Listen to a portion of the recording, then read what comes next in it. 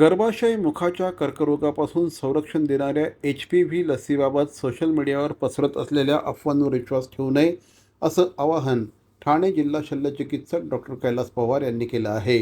ही लस सुरक्षित आणि प्रभावी असून जगभरात मोठ्या प्रमाणावर दिली जाते, असं श्री कैलास पवार यांनी स्पष्ट केलं. 14 वर्ष पूर्ण झालेल्या वयोगटातील मुलींना सरकारी रुग्णालयांमध्ये ही लस मोफत उपलब्ध करून देण्यात आली आहे. पालकांनी अफवांवर विश्वास न ठेवता मुलींचं वेळेवर लसीकरण करून घ्यावं, असं आवाहन देखील या निमित्ताने करण्यात आलं आहे. ती वॅक्सिन अत्यंत महत्त्वाची आहे.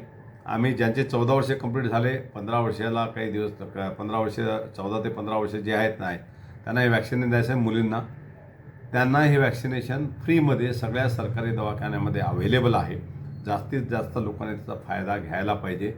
सर्वायकल कॅन्सर असतील किंवा ब्रेस्ट कॅन्सर असेल किंवा ओरल कॅन्सर हे जीवघेणे आजार आहे. त्याच्यापैकी सर्वायकल कॅन्सर हा समजू येत नाही, खूप डेंजरस आहे. जेव्हा कळतो त्या एंगेन मुली आणि बाया याच्यामुळे वाढतात आणि त्याचं प्रिव्हेन्शन करायचं असेल तर HPV वॅक्सिन हा अतिशय महत्त्वाचा घटक आहे आणि अतिशय महत्त्वाचा वॅक्सिन आहे.